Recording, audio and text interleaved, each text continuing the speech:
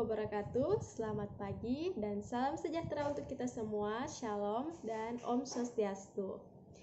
Halo adik-adik, apa kabarnya? Tentunya masih baik-baik ya. Sehat-sehat semua kan? Ya harus. Ya, pada pertemuan ini nanti mohon ketua kelas mengirim file teman-temannya yang hadir, kirim ke ibu ya. Ya, sebelum kita memasuki pada pertemuan yang pertama, sebaiknya kita memohon doa kepada Tuhan agar pelajaran kita ini bisa kita mudah pahami ya. Berdoa dimulai.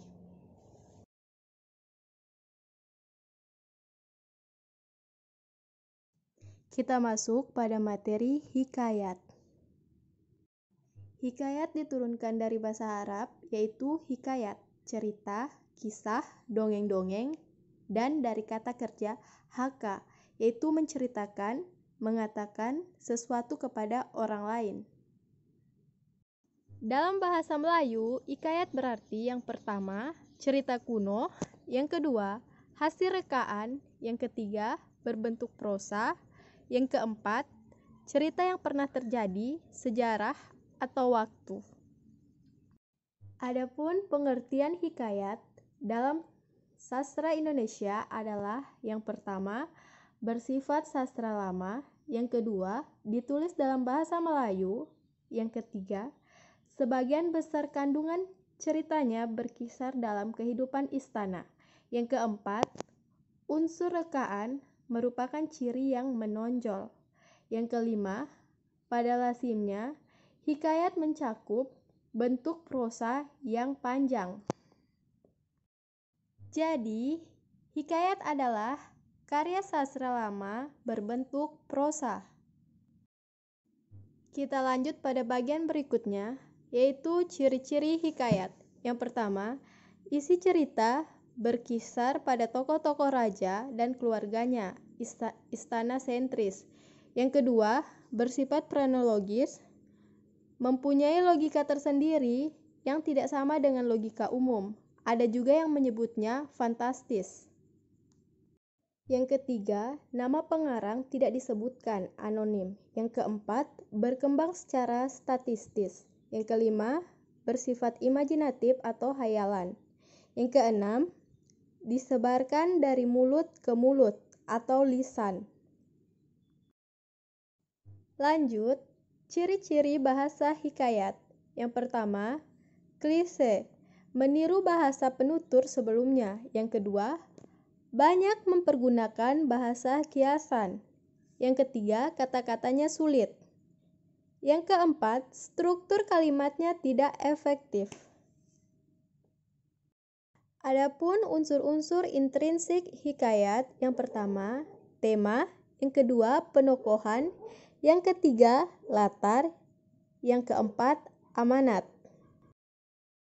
Dan unsur-unsur ekstrinsik hikayat, yang pertama, latar belakang pengarang harus jelas, yang kedua, nilai-nilai yang dianut pengarang, yang ketiga, latar belakang sosial budaya masyarakat saat hikayat tersebut dituliskan.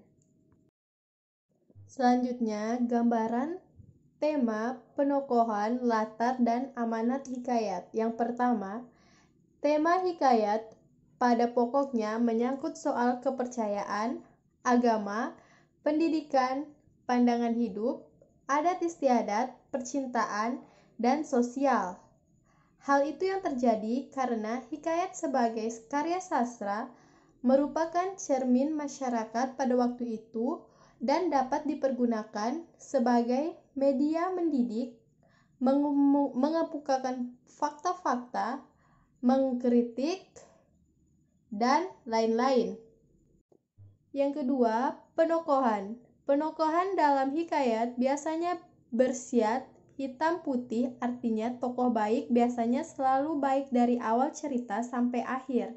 Ia pun dilengkapi dengan wajah dan tubuh yang sempurna. Begitupun sebaliknya tokoh jahat.